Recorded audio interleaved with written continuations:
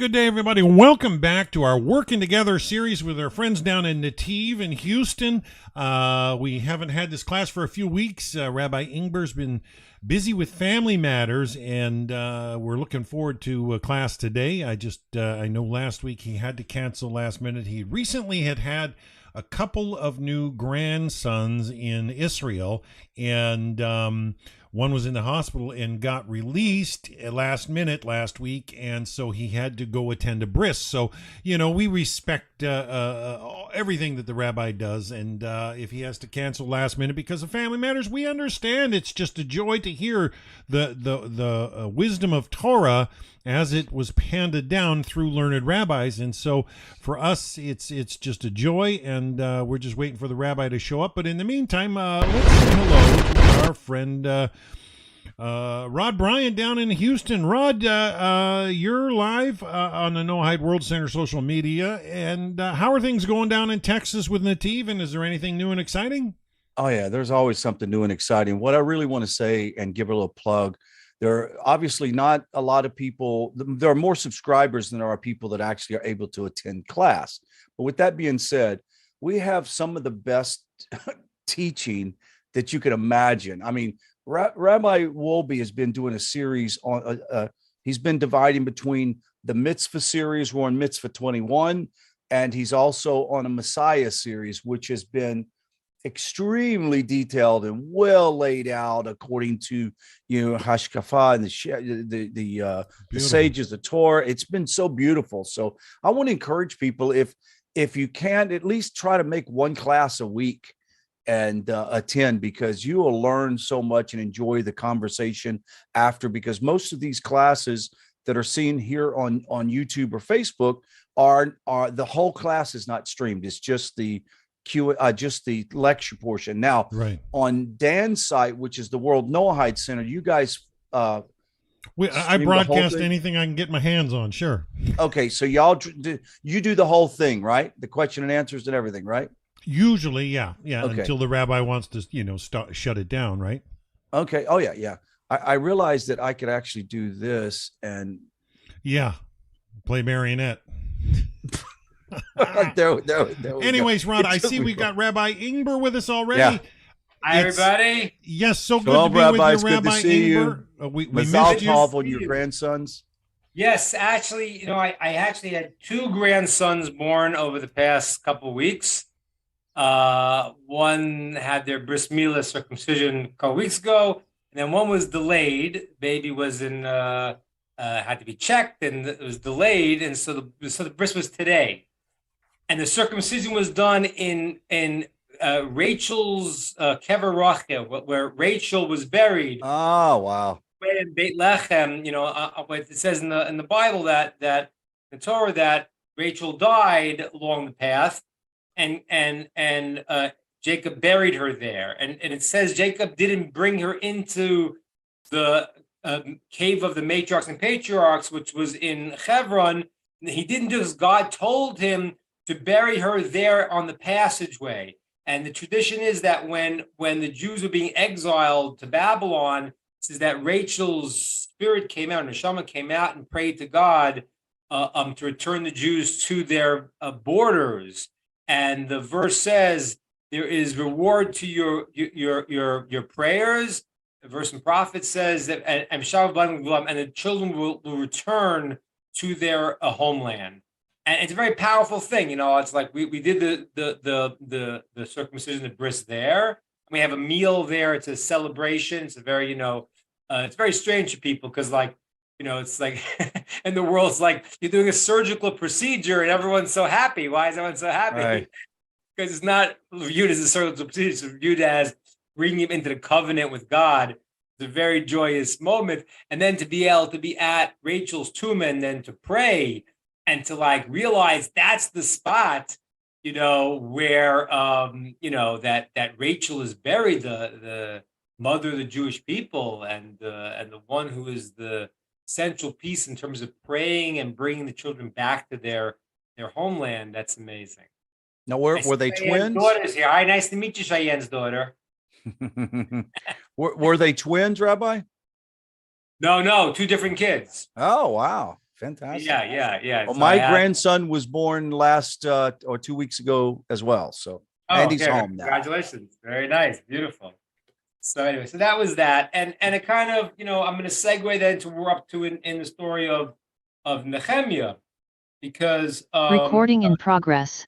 because I said that the issue really is an issue of returning to the land. And returning to the land is a crucial thing, and I want to explain that in a minute.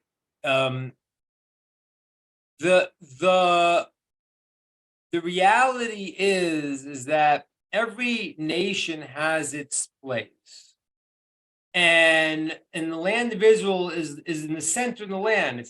It's called the Middle East because really it's in the middle. If you look, is the reason why there was historically so much issues, because it was the point that connected to Asia Minor, to Africa, to Europe. It was always the point, the nexus. It was the center point in the world. That's not an accident. Mystically, that means everything comes out from the Holy Land, and it says that, like, there's like a point. Every land will benefit from the land of Israel, and even so much so that it says in the future the whole world's like the land of Israel, and the land of Israel is like Jerusalem, because the holiness comes out from there. It's very important that the Jewish people return to the land of Israel, because from there the blessing goes out to the entire world.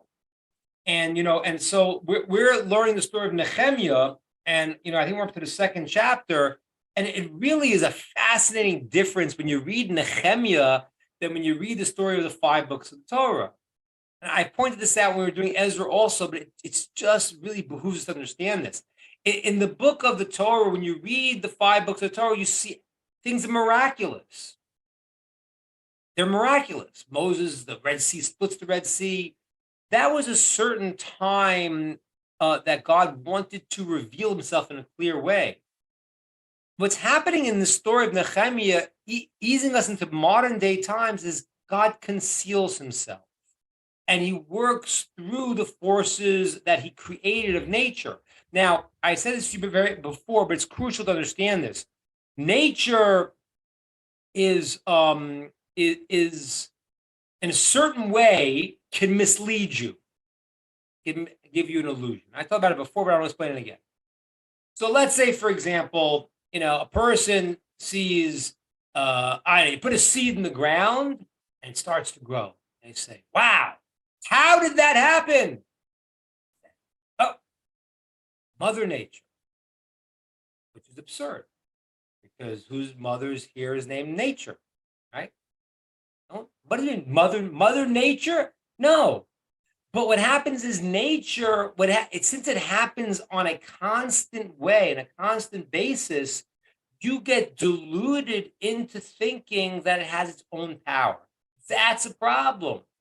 That's why I explained to you many times the numerical value of the name nature, Hateva, and the name Elohim, the name of God that controls all of the process of the world, is the same numerical value of 86. The reason is because you can look at nature and you can get lost and think it's its own power, God forbid, and not see that it's God moving the world in the way he wants on a steady basis. So miracles, when God reveals at one time, nature is God's will that happens on a constant basis, but it has the problem that you can get lost and think it's just a natural process. And that's the whole story we're up to in Nehemiah, because it really looks like, the story seems to be that they have this problem, that problem. You don't see the same stories of the miracles in the 5 books. And the reason is because we're moving into this world that God wants us to find him in the hidden miracles of our lives. And that's why I wanted to learn this book, because it's happening right now in terms of so many of the political things that are cooking, that you don't always see. Why is this happening? How is this happening? What's really going on? Because you don't see clear miracles. And that's what we're up to in Nehemiah. So I want to continue up chapter 2. And I want to continue a little bit to understand this in light of the world and its political situations that are happening, that if you look closely, you'll see God running the show. And if you don't, you're going to be like, well, what the heck is going on here? Because the stories in the news get crazier and crazier by the day. All right, so we are up to the second chapter. In the second chapter, we said the first chapter, Nehemiah heard that things were going bad in the land of Israel. Jews had gone back, and they had built the temple, but they did not build a wall around the city, and the enemies were attacking them constantly. Okay? And when he heard how bad it was for the people, he was very upset. Now, in verse 1, chapter 2, so in the month of Nisan, which is the first month of Jewish calendar, in the 20th year to the king, he was the wine, what do you call it? The butler. He was the one serving the wine to the king. Okay? And it says there, his face never looked bad. But then, since he was so upset what happened to him, the king saw him in verse 2 and says, "Why is your face so bad? You're not sick. This is only a bad heart." It says Nehemiah was very afraid. What is going on here? Like, what? What is this king like? Everyone's got to walk around like, singing a happy tune. What's the story with this king? What's this about? Well, there are a few different parts to it. One is that Nehemiah was the one pouring the wine for the king. So in the old days, the way you would knock the king off if you wanted to was to poison him, right? Everyone knows that's the famous why they used to toast. The reason why they used to bang the cups against each other was that it was poison. It would shoot into the other glass, and that would be like a way the guy wouldn't want to, do a toast with you if he was trying to poison you. So what happened was, Nehemiah is the butler. So for him to now have a bad face, that is suspicious. Things like, hey, wait a minute, what are you plotting? Why? That's one level why Nehemiah is nervous, because the king sees his face and says, hey, why you look so angry? You look so mad. Are you trying to do some kind of subterfuge over here? What's happening? All right, that's one. The second thing I want to tell you, which is I think is really interesting, because we talked about this king and many of these kings who are not the righteous kings of Israel. This is the king of Persia. I don't know if they were such great guys.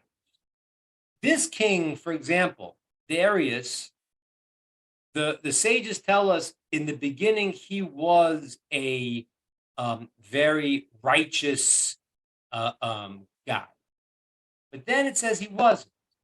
And later on, there's a verse that says he had his different interpretations. His queen sitting next to him, but the term that's used is the shegel. Shegel is a lustus type of. He was very lustful. So the sages say that he was already going off. He was doing things that were a little bit not so good, which happens to people that are king. If you're a king, you got to be careful. And he was not. He was originally a righteous guy, and now he wasn't. And I think that's a little bit the idea why he needed everyone smiling. Because this king, he liked a good old time, and he was becoming a kind of a gluttonous, pleasure seeker, hedonistic type of person.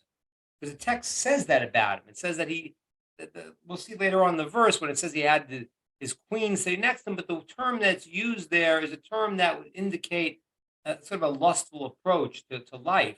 Maybe that's why he always wanted everyone to be smiling and happy. And now Nehemiah, either he couldn't conceal it, or the king was really good at picking out somebody who wasn't happy. It was like he needed everyone to be always happy with in front of him.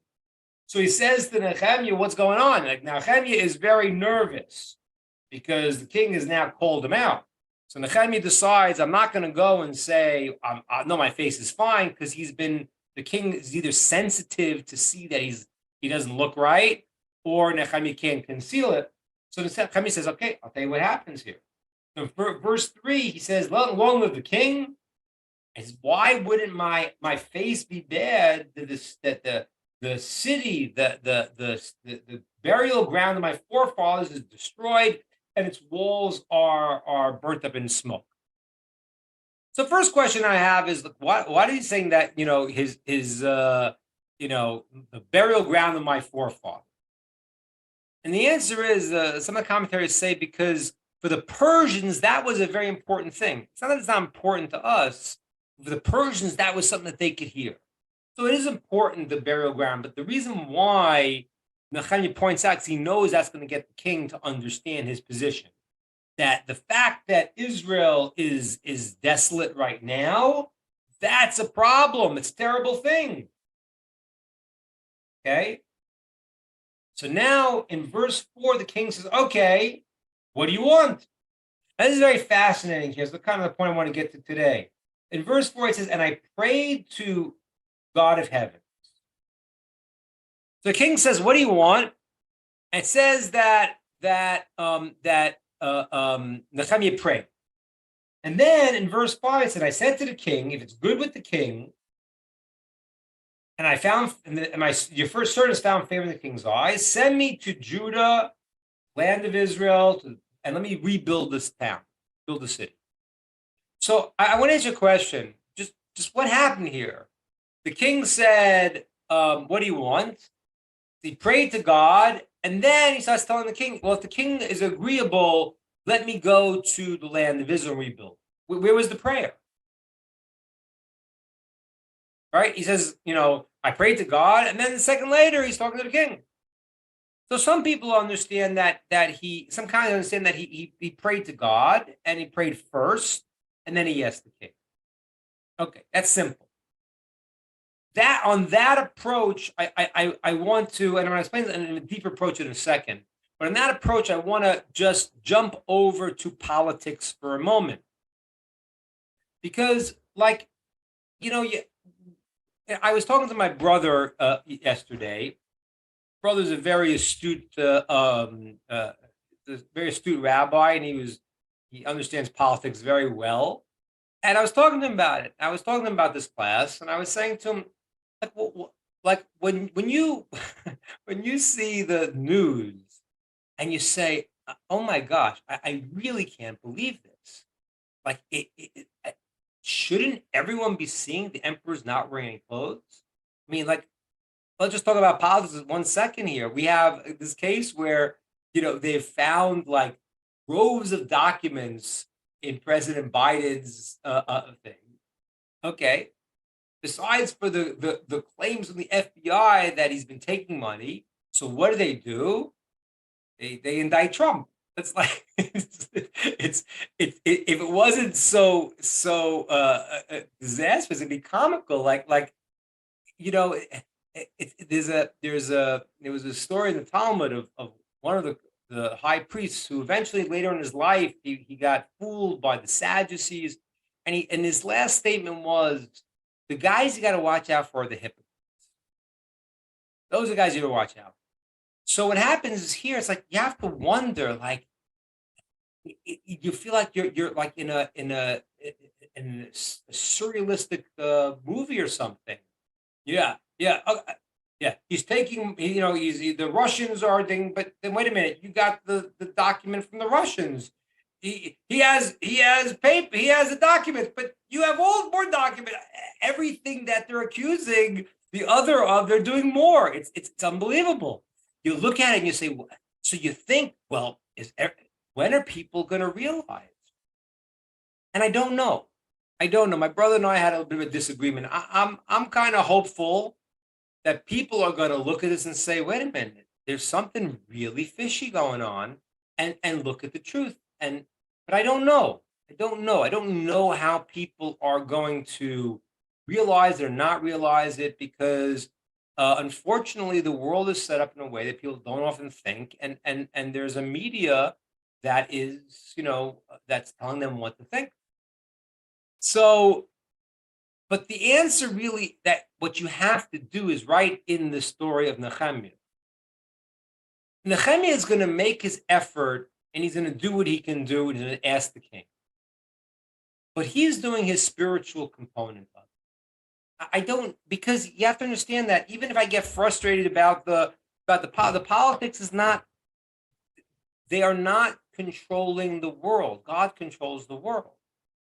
And so therefore, make your effort, vote, try to But the deeper thing is to realize that this is not out of control. When you, if you, which most of the people here on this platform are aware and see what's going on and see that this is all one big lie. And again, I don't mean I'm not like political in the sense that, Republicans or Democrats. A lot of people have a lot of crazy things on both sides. It's not that. I want Torah. I want truth. And the stuff that people are saying is not, and it's hard to even say because people like, and I said this to you a while ago, and I'm trying to avoid talking about it because people will think I'm crazy, but I think in the end I'm going to be right. The whole Ukraine story is also a big fake. It's a big fake. I believe it's a big fake. It's bizarre. We're gonna give them money to kill. We're gonna fight to the last Ukrainian. It's barbaric. They're actually loading them to get killed, and people don't realize. People think because the media's not telling them. The reality is that I've heard that they're being killed in a much higher rate, 10 times, 7 times to 10 times the amount of Russian being killed, Ukrainians are being killed. So who are you helping here? This is a big fake. It was the most corrupt country, but the media has made it. These are the good, and the other guys are the bad. I'm not saying the Russians were good at all, but this whole thing is a story, and therefore I see sometimes like Republican people saying, no, we gotta keep, this is not the thing. I don't. I think that if they can make peace in 1 minute, they have to find a way to deal with each other. Yes, you have a whole area, that is Russian people that you're going to have to find a way that they will. I mean, that you don't hear in American news, but they have been being persecuted. They weren't allowed to speak Russian. They had various things. You don't hear that. You just hear one side of the story. So on both sides of the political aisle, there are corporate reasons that people do things. There's money things they do. There's the industrial military complex. There's all that stuff. That's not it. The answer is to try to hook into truth what has to happen in all of these cases. And the reality here is that even though Nehemiah is going to ask the king in a second, he understands it's not about the king, not about that king, about the real king, God. And that's why he prays to God first, because if God wants it to move in this way, it'll move in this way. And if he doesn't, it won't. And these people who are seen to control the narrative and the world, in the end, they don't. And this is one of the deepest things, I think I shared this, it's one of the deepest things you'll ever see. Just imagine all of these characters who are the deep state, they're all doing their thing, and they're all pushing this trip.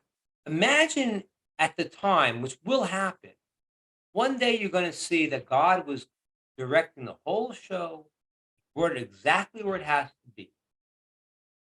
Jews will come back to the land of Israel. The world will have peace. We'll see the truth. Well, as it says in the prophets, they won't stop, they'll stop killing each other. Because that's what it is. The killing each other means there's no boundary here. I want to swallow everything. When they realize that God has a plan, you have your country, you have your space, then what's going to happen is that the world will be filled of knowledge of God. And when that happens, it's going to be the most incredible thing. Let me tell you why. Because you're going to realize all the people you thought were controlling the narrative weren't. See, they were trying to do what they were doing, and God lets them do what they're doing, but in the end, he's going to bring it exactly where he wants it to be. I'll give you an example. This is an example I give in my book. I think I shared this with you once, but I'll share it again.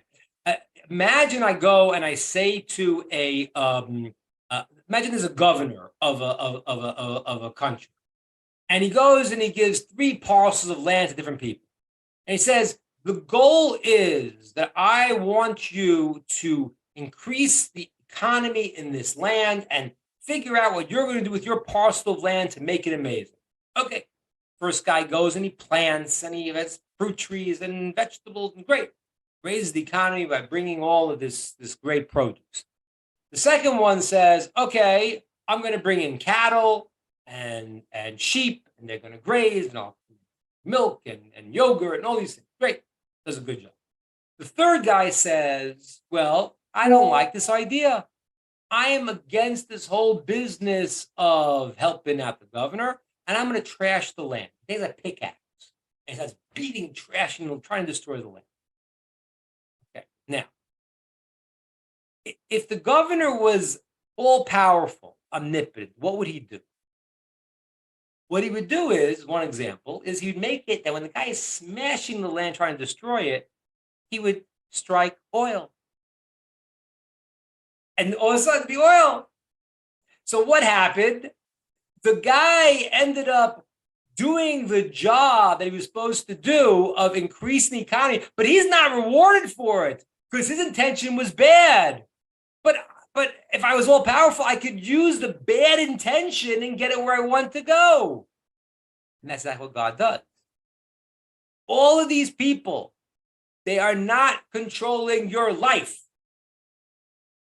So even if I'm going to complain about the politics, because you guys let me complain, and I appreciate that, I'm not really upset about it because this is great. This is great. God is running the show, and those who can see through the lie now, and this is, I guess, one of the good news about the internet is that I assume this stuff has been going on for a long time. Yeah, I don't know. We'll see. I mean, I don't want to say because I don't want to, but I mean, if Robert Kennedy Jr., I mean, I doubt they're going to let him win, but if he does, I hope they don't do to him what they did to. I shouldn't say that, but he's claiming that they did something. How long has this deep state been going on? It's probably been going on for a very long time. And now, all of a sudden, the emperor's not wearing any clothes. And everyone gets to see it. And some people, and they'll dig in deeper. Oh, let's change the discussion. Let's arrest Trump for something that, like, I don't know. These guys are. So it's changing the narrative so you won't think. But if we are seeing through this lie, it's not the conclusion to get angry. It's a conclusion to say, this is not where it's at. God is running the show. And that's what Nehemiah does. Nehemiah is going to ask the kings and makes effort. But it's about the prayer to God, and then I'll make my physical effort afterwards. That's what I want to get to. Now, there's another explanation what Nehemiah does, and this is amazing. This is the Malbim says. He says that this is even greater. It's the same idea, but it's even greater. He says that when Nehemiah spoke to the king, he said to him, if it's good in the king's eyes, let me go build the city. He wasn't even talking to the king. He wasn't on the King Darius. The name he was talking to the King of Kings, talking to God. Imagine that. Imagine you're living in this world, you're functioning, you're doing what you have to do, but you realize all along it's not in this guy's power. So this is amazing. He's talking to King Darius, Artashasta. He's talking to him, and the king, this physical flesh and blood king, thinks he's talking to him, but he's really talking to God. He's saying, "Oh, king," meaning thinking of King of Kings, let me be able to go to Jerusalem. And the king is like, "Okay," because he's not controlling the show. And that's what I want you to understand right now, because don't get too frustrated. I hope it's, I really hope that people now start to say, wait a minute, these guys are phony, and this stuff is like, and that's what I told you before. Like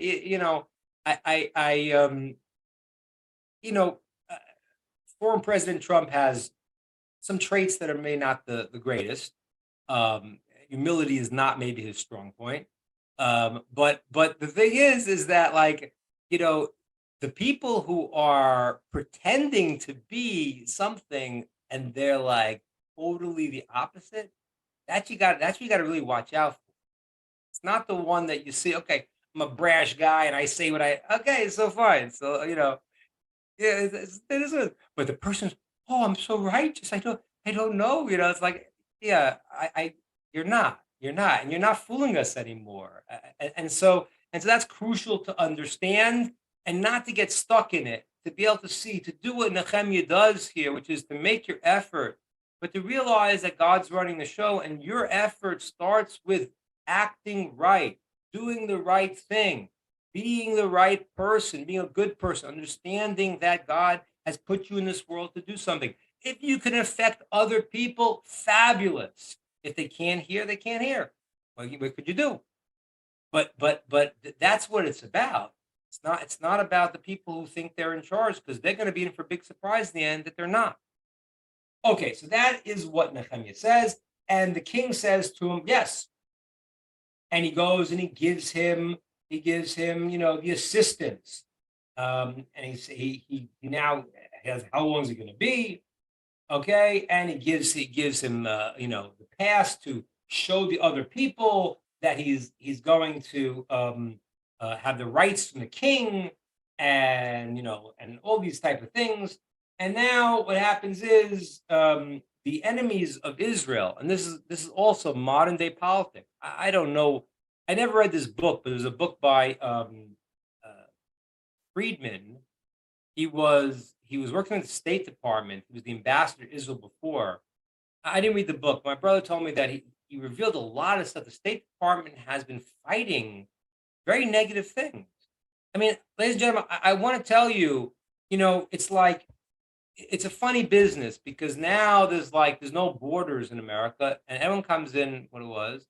But when my parents were in the Holocaust and wanted to come into the country, they wouldn't let them. So I told you, my mother comes out of Auschwitz, and they're no, you can't come to America. And why? It's all these stories. Well, we get something not right here. Where people, remember, and this is the same idea as the Nazis. And this is very important, because this is literally happening today. Literally, not. I mean, I hope it doesn't get to that point. But the bad people who claim certain things, the Nazis, before they started their extermination, they forbade shechita, ritual slaughtering of the animal, which was the least painful way of killing an animal, and yet they said it's cruel. The people that killed millions of people were coming with the guise that we are so righteous. That's an old story. That's an old story. And that's what happens here in verse 10. The enemies there, Sanballat, Tovia, these are big shots. They're big people within the government. And they do not like this. Okay? They are very nervous, and they want to stop this. Okay? Now, Nehemiah comes in chapter 2, he comes to Jerusalem, gets there, and he sees that you see how bad the shape of the walls are, and he doesn't tell people what he's going to do. He goes out at night, and he starts to test where the walls are broken. Because remember, I mean, like, I was, I used to live in the old city. You see these ancient walls, and there are walls that surround. Today, we don't live in walled cities, but that was a central part of life. That you didn't have a wall around your city, you were in trouble.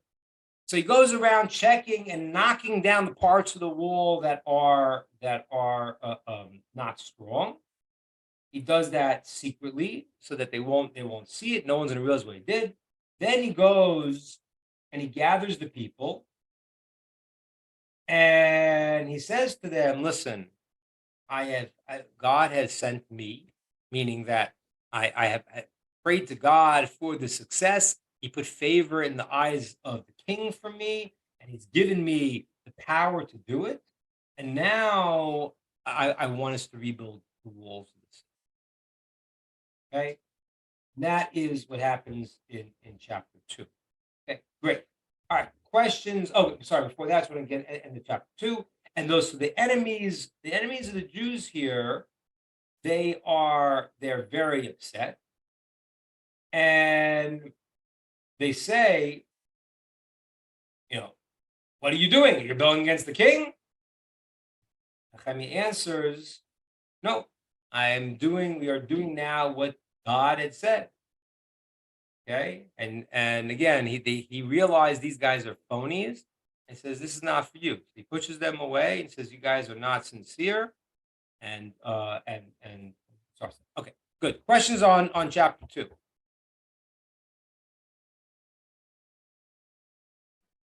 Rod, you had a question? No question, but I must say that it is interesting. We'll go through the prophets and we discover why we don't have prophets today, but we still do actually, because Nehemiah is still broadcasting a general consensus of ideas. It should help you understand how to look very clear in your society. And I think that's why we should hear more from the prophets, honestly. I don't know why we don't. The good news is, even though we don't have prophecy, the good news the Talmud says is, it's a verse in Proverbs. It says, that a wise person can see even more than a prophet. Mm-hmm. Mm-hmm. The reason for that is the prophet gets a communication, but the wise person learns the Torah. He's going into the ideas of God's thought, so to speak, and he's able to translate. Right. So he's able, because of his wisdom of Torah, decipher prophecy. Not inside prophecy. It's not prophetic in the sense it's not a direct transmission. No. I'm talking about decipher what the prophets are saying. And not only that, we go for Torah guidance to the sages, right? To our leaders, the true sages of Israel, because they say things that, like, I've seen it said things that, like, just they happen not on the level, not from the process of prophecy, but rather the process of Torah wisdom. And therefore the guidance that the sages of Israel give is crucial, and every generation has its great leaders that that's important, that they direct the right. And we have that. And then a person goes and asks a question from a Torah scholar. He has to give them the Torah understanding. And if it's beyond his capacity, he has to go to a scholar above him. But it won't be lost, because God has given the wise men of every generation to give us the direction. So even though there's no prophecy, there is wisdom. And that wisdom of the Torah is what can give you direction on how to live your life. Let's give you direction on decisions to make, because you got to decide something. You can't tell. What's the system? How do I figure out what God wants me to do? That's still in the world, and therefore, like you say, when you learn it, when you learn the prophets through the wisdom of the Torah, you get to see things, and that's what I really want. Why I picked these books right now. Right, because right. As we're seeing Nehemiah, it's really literally happening today. Right. These characters are, they're the people who they pretend they have good intention, but they keep doing this thing like, let's talk about the Iran deal. What really is your reason why that country that says it wants to destroy Israel and destroy America? What's the reason why you think that they're not? Like, what's your real agenda? Like, it's like, politicians, they really, it's not all, obviously. There's some that again, I wouldn't hitch my wagon to any person who was not like a spiritual Torah person, but there are politicians who, some of them probably, have good intention, and you could see some better than others. I wouldn't like say I'm not. I could be concerned that they might, get messed up with certain challenges they have, but there's some politicians that are literally just lying out of their right. They're just lying to your face. Right.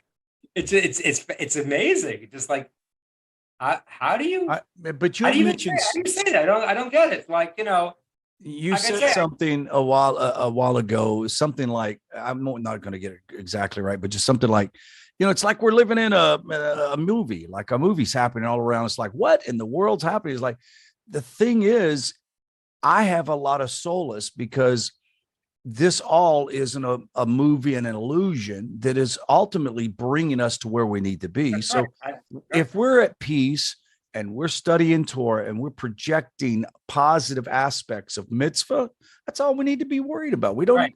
we don't need to be worried whether Trump's going to go to jail for 60 years, 10 years, or none. It's not You don't have to worry about it. What you have to do, do like Nehemiah did. You got to do the right thing, and then you have to make your effort because you want, like I say, I think it's important. Democracy is a very funny thing.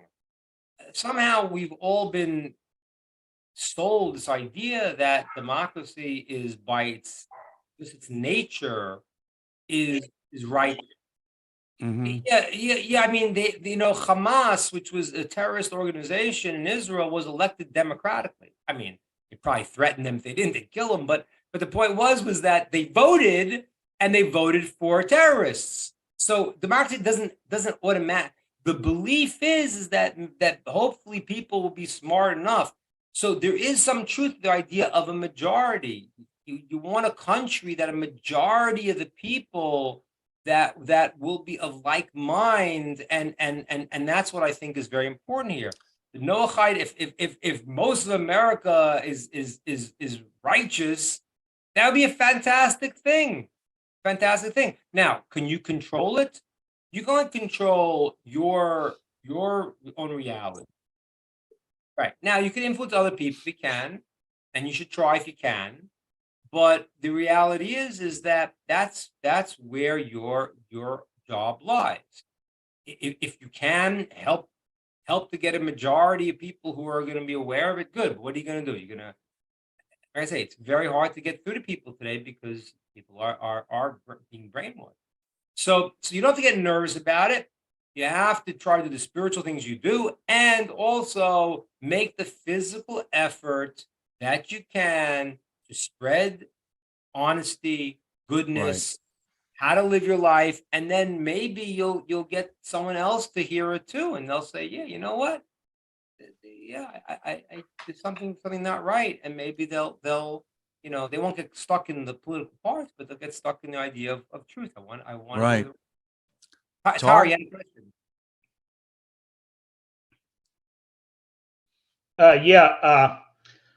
I'm right on with you. I'm agreeing. Anything I say, if it's contrary to what you've said, please correct me. I don't have a question as much as if I say something that's not true, please correct me. But, I have heard that democracy is not really the best type of government.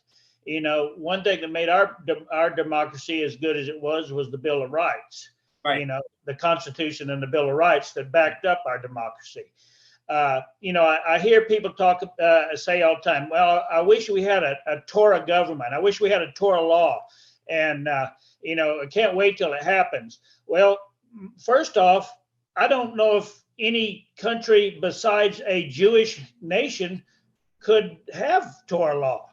It could be applied to the United States. I don't know if it could be. Also, it'd take a lot of changing. This nation could not stand up. Our government could not stand up if Torah law was the So it's one of those things. I'm like what Rod says. I'm not worried. We're here to do what we can, and and we're going to have to just go along with whatever God lets happen, and we just worry about ourselves. But the Torah law, it's in time it will happen.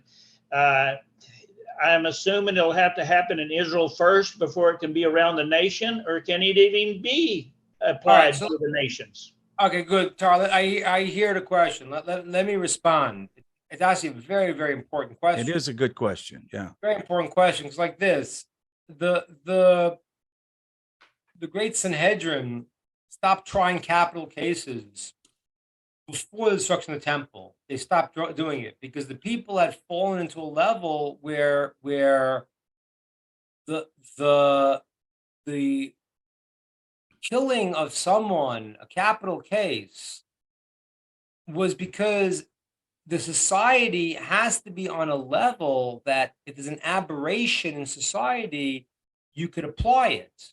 The world is so bonkers right now that it's not an accident that we don't function according to Torah law. meaning that yes, for Jews, let's say there are very specific things if they don't keep the Sabbath and this and that. It's very, very, very serious.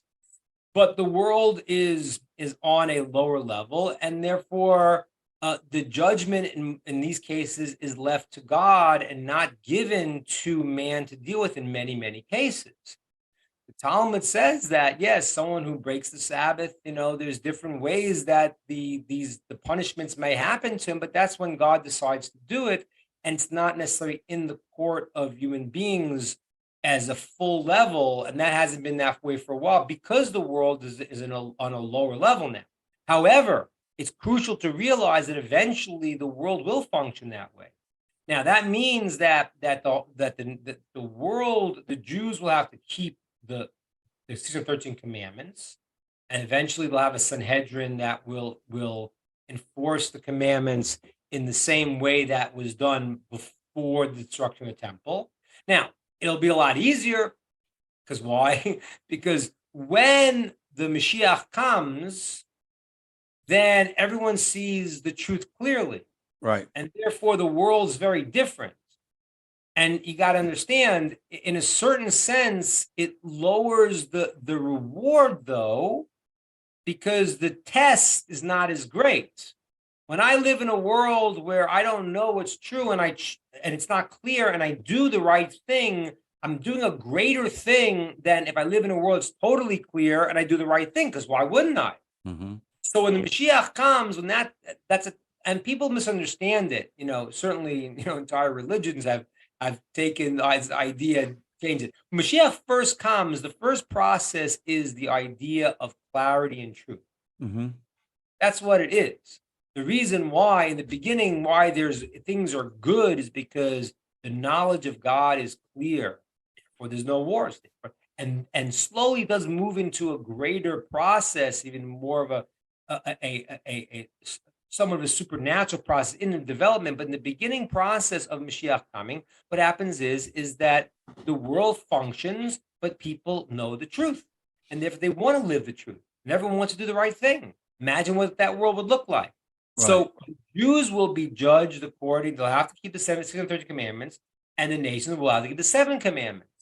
Seven commandments are not really too hard for a nation to do. No. Now, America did an amazing thing, but it didn't at the time take the path of the 7 mitzvot. And just let me give some context why. What happened was that America was created because people were trying to escape the persecution of the small-minded things happening in Europe. So they weren't going to come along and say a religion. What they wanted to do was to say, and that's why I say America's mantra is freedom, because not freedom as people understand today, but it was freedom meaning that a person should be free to figure out what they think is right and live their life accordingly, because if they don't, there's no purpose in life. So America, what it did was it didn't necessarily enforce the 7 Noachide laws, though it largely was keeping them. Now it's moved very dramatically in the past few years. But America didn't enforce. If a person was an idolater of sorts, they didn't have a law against that. The law was, you have freedom, don't infringe upon others, which was a tremendous step from the way the world was in Europe. Eventually, what will happen is when people see truth clearer, then the laws of morality will be kept by everyone in the world, and why not? Like not that hard, it's really not. I mean, there are a lot of components to it, and you have to discuss the ideas of, but like, yeah, what's called murder. So you need to go to a sage to find out. And a person thinks that, well, this is not murder because I decided how many weeks or whatever you decided. Well, how do you know something? Where does a politician come along with that knowledge? How is he going to know when is it called life? What does he know? It's all conjecture. You have to go to the Torah sages. What's the law here? which is to me is very strange, very strange. I find some of the things strange that people think they know everything. Yeah, everyone wants to have control of their body. I understand that, but you also understand if there's a living entity inside of you, do you know that that's okay to end that? How do you know that?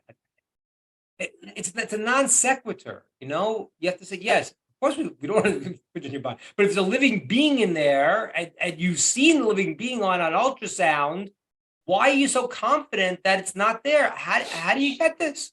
So so people rationalize it, but the 7 mitzvot are mitzvahs of morality, and therefore the whole world will keep them, and the whole world's going to want to keep them.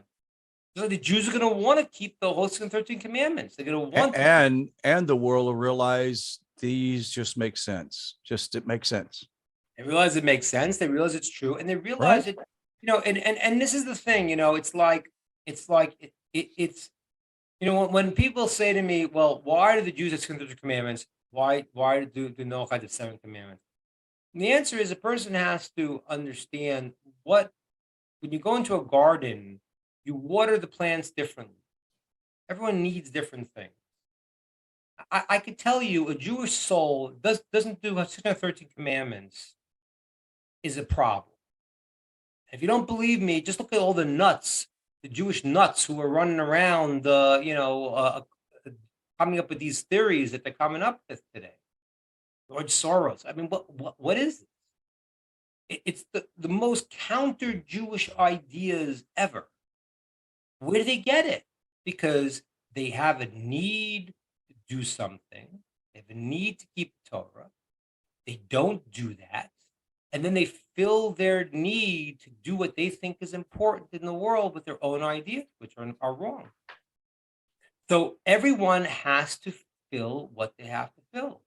And therefore, a person keeps the Noahide laws, the person feels, okay, I am a moral, positive person who has a relationship with God and wants to bring goodness in the world. And if they feel they need to do more, they could convert. They don't need to convert. But it resonates. It has to resonate with us what is true, because the laws, and that's why the world will keep the laws, because they're going to know it's right. It's true for them. It's reality. Truth is truth. It's like the craziest thing. I watch this in America change. And I lived in Israel for 20 years first. And I remember coming back. I left America in 1984. Came back in 2005. I was gone 21 years. And I was like, the country I didn't recognize. Because there was a terminology that didn't exist when I was a kid. When I was a kid, they tried to talk about tolerance. It didn't work too well because, I mean, I would walk around with a kippah a few times, and I remember being a 14-year-old kid walking down the street, and this this big guy starts punching me in the head because I was wearing a kippah. This 21-year-old guy. So like, tolerance didn't necessarily work so well, but the idea was tolerance, which was that I disagree with you. I think you're wrong, but I tolerate you. As I mentioned to you before, the philosopher John Stuart Mill says, I will not force you physically to change your idea. I disagree, I tolerate it. Then I came back to America with no idea that it's true for you. Well, that's very tricky. Here is this glass of water, or maybe it's cyanide. They don't use that phrase in Israel? No. Yeah, that's what I'm saying. I just wanted to confirm it, because this whole idea, I'm just speaking my truth, means nothing. So to me, now right? there's something to it, but it's misunderstood. Maybe. What's true is if you like vanilla ice cream, I like chocolate, that is different because our taste buds are different. Yeah, I would say preference over truth. That's right, but I'm saying, but like I say, the reason why this is so confused is because, like all lies have one drop of truth in them. That's how they start. So what happens is that when you're in two different, and this is Einstein's theory of relativity, when you're in two different frame of references, you can have a different experience. your train is going 60 miles an hour. My train is going in the other direction, 30 miles an hour. So relative to you, I'm going 30 miles an hour because so we're in different frames of reference. In the same frame of reference, if I say to you, here is a glass of something, it's water or it's cyanide, not sure. So you can't say, well, it's your truth. To you, it's water. I know it's cyanide, but in your truth, it's really water. Drink up, enjoy. It doesn't work. So it's absurd. So I was like, why? How are people saying this? How are they saying it's true for you? If it's one frame of reference, it can't be true for me and not for you. Yes, it's my taste buds, your taste buds. Yeah, that kid's different. Okay, I understand. You think vanilla is better than chocolate is the best. Okay, but it's the same. If it's one cup of water or cyanide, it can't be both. So that's what the world. That was the minds. That's when the change in the American thinking happened, and it was sold to the people on the idea of tolerance is not working, and the way we're going to get along is you think this, that's true. It's true. It's true for you. It doesn't make any sense. So what happens is that now nobody knows what they believe because you're not allowed to believe anything. Because what happened was, this is what happened in the politics. Now nothing is true. Only what we tell you is true. One guy says he believes there's God. The guy says there's no God. Okay. Can't both be right. It's not possible. It's a contradiction. You can't say this is true for you and this is true for you. You think it is, but one of you is right, one of you is not right. So what happened was, but since they pushed that philosophy, and what happened was now, at a certain point, everyone turned around and said, wait a minute, if it's true for whatever you think, then there really is nothing that's true. And that's where we're at. There's nothing that's true. Men are not men, women are not women.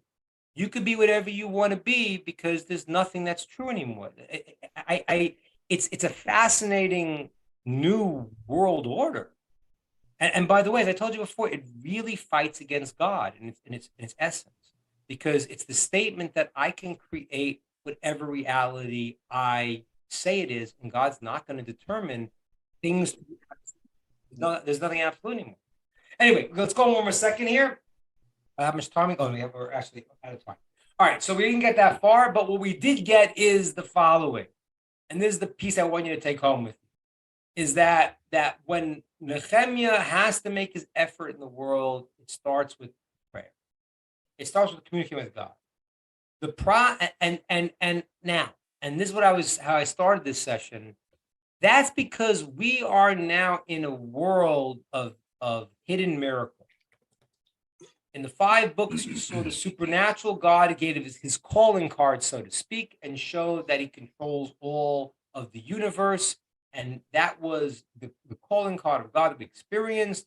And now our mission is to see God in the hidden miracles. And therefore, this is why the second time back in the second temple was so challenging, because it had to go through the power of the Persian king. That's a disgrace. That's why Nehemiah's got to be careful. That's why, according to one opinion, he's not even talking to the king, he's talking to God.